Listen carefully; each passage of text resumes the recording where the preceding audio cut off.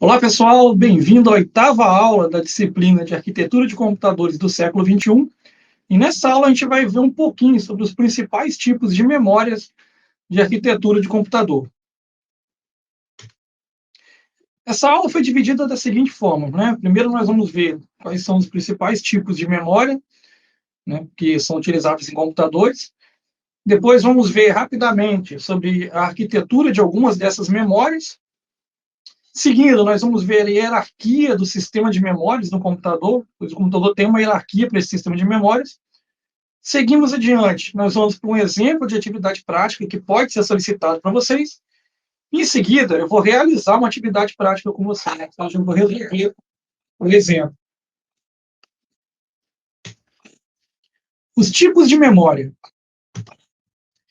Basicamente, na computação, memórias são circuitos ou dispositivos magnéticos que têm a capacidade de armazenar dados. Então, na computação, assim como os outros dispositivos, a memória ou ela vai ser circuitos, né, circuitos integrados, ou serão dispositivos magnéticos com capacidade de armazenar dados. Esses dados são armazenados em termos de carga elétrica, certo? As memórias são basicamente divididas em duas partes, né, duas formas, dois grandes grupos de memórias, que são as memórias primárias e são as memórias secundárias. Então, ou seja, ou são as memórias internas, né, que são as primárias, e as memórias externas, que são as secundárias. Dentro do conjunto, né, da classificação das memórias internas, né, nós vamos dizer que são aquelas, né, que são diretamente desligadas, né, aos componentes da CPU. Então, toda memória interna ela é diretamente ligada aos componentes da CPU. E aí nós temos como exemplos, né, a memória principal, a RAM, nós temos a memória de leitura, a ROM, e nós também temos a memória cache. Nesse momento, você pode até me perguntar, né, assim, mas professor, a memória RAM a gente consegue acoplar, né, e tirar da placa-mãe, consigo desacoplar ela da placa-mãe. Sim, consegue, mas muitos computadores vêm com essa memória já embutida na placa-mãe.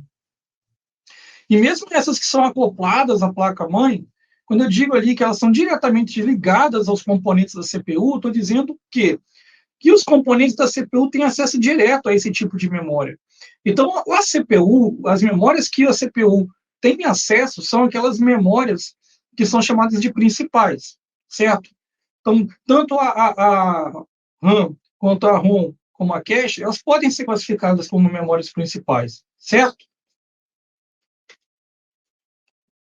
Continuando aqui sobre as memórias principais, né? São algumas características da memória principal.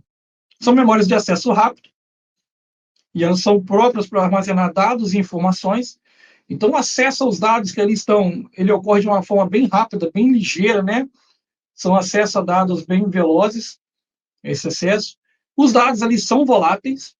Isso quer dizer o quê? Que quando há ausência de energia elétrica para manter o circuito funcionando, todas as informações que estão gravadas ali, elas são perdidas. Então, elas não mantêm informações depois que o circuito todo perde a carga elétrica, né? Então, você desligou o computador, tudo que está na memória RAM vai ser apagado. Tudo que está numa memória principal ali vai ser apagado.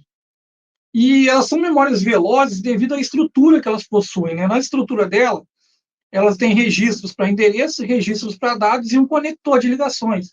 Então, a forma como essas memórias elas foram construídas, a arquitetura dela, a arquitetura física dessas memórias, permite que os dados sejam encontrados com maior velocidade dentro delas, permite que esses dados sejam acessados de uma forma um pouco mais rápida do que em outros tipos de memórias, por exemplo, as secundárias.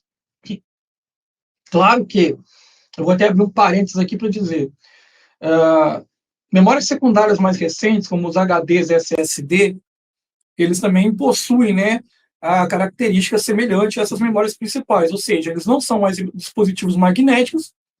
Na verdade, existe sim um disco magnético ali dentro, mas ele é meio que híbrido, então tem uma parte dele que é específica para poder guardar esses registros de endereços, dados, então ele tem uma arquitetura um pouco híbrida, que permite o acesso mais rápido aos dados dentro desse tipo de dispositivo. Semelhante ao que ocorre no pendrive, certo? As informações são gravadas ali de forma que o acesso àquelas informações é mais rápido do que nos discos magnéticos, certo? Memória de leitura. Essa aqui é conhecida como a memória ROM. Eu vou pedir também para que vocês prestem atenção, que eu estou utilizando o termo ROM e RAM, ignorando alguns prefixos que podem ser, né? Por exemplo, a RAM você tem a DDR, tem a DIM, mas na verdade são todas memórias ROM e memórias RAM. RAM por quê? Random Access Memory, né? Que são memórias de acesso randômicos, e ROM de Read Only Memory, memória para somente leitura. Bom, esse tipo de memória já vem instalada de fábrica na placa-mãe, né? Motherboard, e traz gravados em seus circuitos informações básicas para o funcionamento da máquina, ativando os mecanismos necessários, né? Ativa os dispositivos necessários para que comece realmente a inicialização das tarefas do computador. Então, para que o computador possa inicializar e realizar as atividades que ele tem que realizar, né? Iniciar um sistema operacional que posteriormente vai tomar controle do computador como um todo, esses dados precisam estar gravados na ROM. Por exemplo, endereços das outras componentes do circuito, né, do sistema computacional, endereço das memórias, né, endereço lá onde eu vou encontrar cada coisinha ali dentro do conjunto de dispositivos que compõem o computador.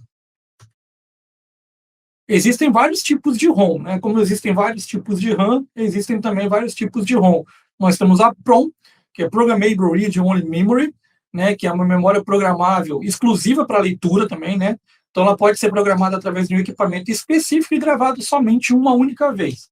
Nós temos a EPROM, que é Electrically Programmable Read Only Memory, ou memória exclusiva para leitura programável eletricamente, né? Esse tipo de memória, ela pode ser gravada, apagada e regravada, mas também por um equipamento específico, né? Então, ela tem lá uma certa diferença em relação a PROM. Nós temos a EAPROM, que é Electricity Alterable Read Only Memory, ou memória alterável eletronicamente, que são memórias que nós podemos alterar o valor dela de forma eletronicamente. Algumas placas-mães já têm essa possibilidade, né? Assim como também tem a EEPROM, né? Que são memórias que podem ser eletronicamente apagadas, o conteúdo dela pode ser apagado e depois reescrito também. Esses dois últimos tipos que eu coloquei aqui, algumas placas-mães vêm com essa possibilidade, vêm com esse recurso. Inclusive, quando você ouve o termo assim, preciso atualizar o firmware, na verdade, você está atualizando o sistema, o software que fica embarcado, né, na sua placa, e esse software fica exatamente na ROM. Então, quando você fala que vai atualizar o firmware, você quer atualizar o sistema BIOS que está embarcado na ROM. Falando um pouco da memória cache, né, elas ficam soldadas na placa-mãe e são do tipo SRAM, ou seja, Static RAM. Não, são mais caras que as DRAM, que são as Dynamic RAM, e por isso são menores, né, em termos de espaço. As DRAM são as memórias RAM mesmo, aquela que nós compramos e acoplamos no computador, que também não é muito barato, mas é muito mais barato do que as memórias cache. Por isso que algumas placas-mães, né, alguns processadores nem têm cache. E utiliza um dispositivo chamado SRAM Tag, né, que armazena caracteres de identificação rápida dos arquivos. Então, esse tipo de memória, apesar de ter uma estrutura muito parecida com a estrutura da RAM, ela tem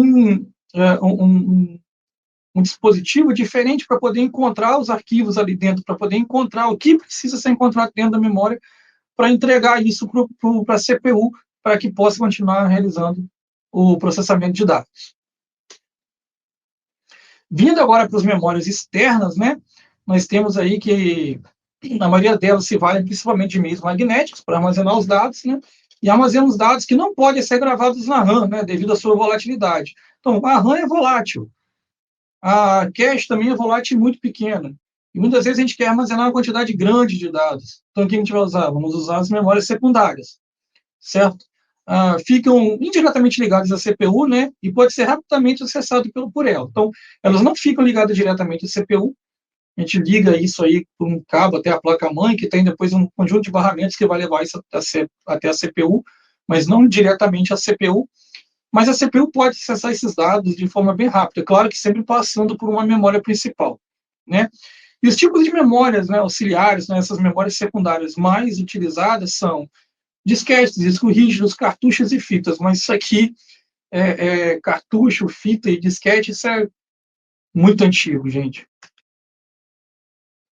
Concluindo esse vídeo sobre os tipos de memórias, né, nós vimos aí rapidamente alguns tipos de memória, nós vimos aí rapidamente algumas características sobre os tipos de memória que os computadores podem utilizar, as quais estão disponíveis para o computador para que ele realize suas atividades, e eu vou deixar aí uma tarefinha para vocês, né, que é pesquisar na internet ou até mesmo no material complementar que eu deixei disponível para vocês, quais são os principais tipos de RAM.